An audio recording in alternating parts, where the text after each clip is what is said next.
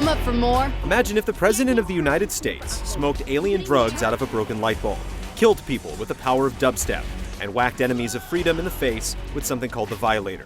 This is the world of Saints Row 4, where you generate pandemonium in the most idiotic ways possible.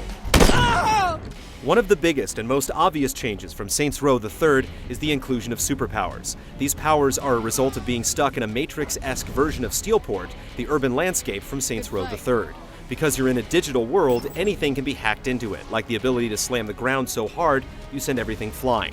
If you thought laser-equipped tanks and jets were an entertaining way to get around before, gliding through the sky and running up buildings is even better. Being so empowered certainly makes things easy, but as a result, the world is almost inconsequential. You're so powerful that hardly anything can stand in your way, and the joy of discovery is hardly present since little is outside your reach. Vehicles are more or less redundant since you can outrun them with your super speed. Even collecting energy clusters, which upgrade your powers, feels trivial. As soon as you super jump into the air, you can see clusters in every direction. This lack of restraint makes it hard to feel like you're earning anything, and more like you just happen to pick a bunch of stuff up. You won't be complaining about your powers in a fight, though. Smartly, your super abilities aren't your primary means of doing damage. Instead, they're tools that provide you with some versatility. Find yourself outnumbered? A quick freeze blast will allow you to disable and shatter enemies, evening the odds. Is an alien helicopter harassing you? You can pick it up with telekinesis and throw it like a paper plane. Because each of your powers take some time to recharge after every use, you'll have to supplement the chaos with firearms and melee attacks.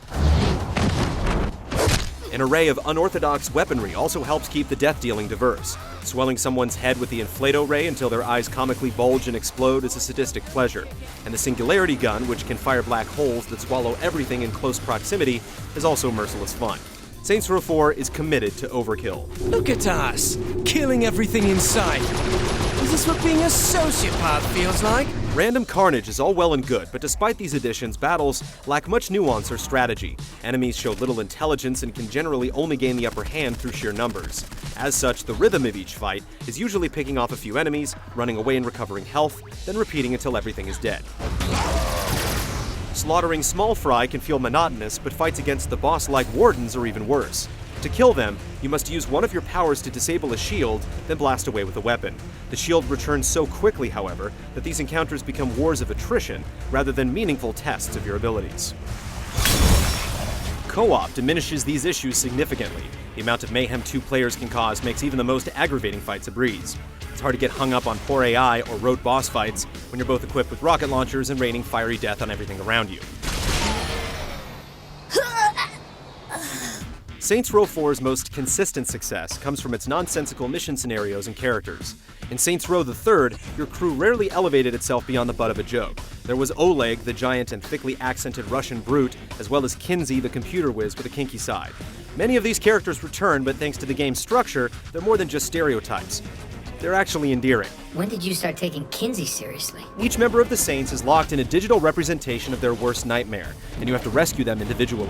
This may mean they're endlessly reliving a horrible personal tragedy, or just something really dumb, like being under constant attack by humanoid energy drinks. These scenes somehow manage to humanize your cartoonish crew.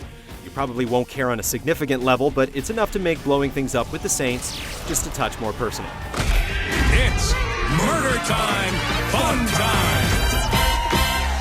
Outside of the main story, loyalty missions for each crew member provide some of the game's best moments.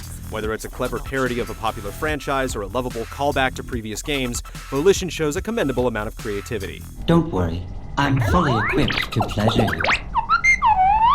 Sadly, this ingenuity doesn't extend to the other side missions, which consist of repeating the same challenges with little variation.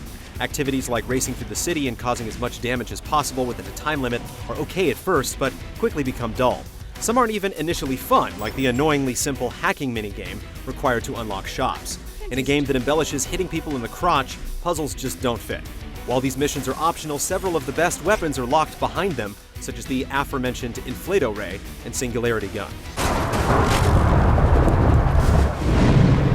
Steelport also lacks flair. You'd think a virtual reality setting would push the world towards something other than normal, but aside from the occasional alien soldier, outpost, or vehicle, Steelport feels largely the same as it did in Saints Row the Third. Metropolitan cities have been done to death in similar games. Saints Row 4 had the perfect opportunity to change things up, but largely decided not to.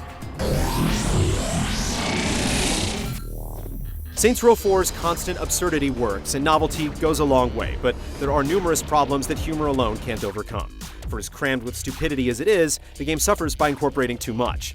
It's a classic jack-of-all-trades, master-of-none scenario, and it's easy to think of other franchises that do every element of Saints Row 4 better than it does.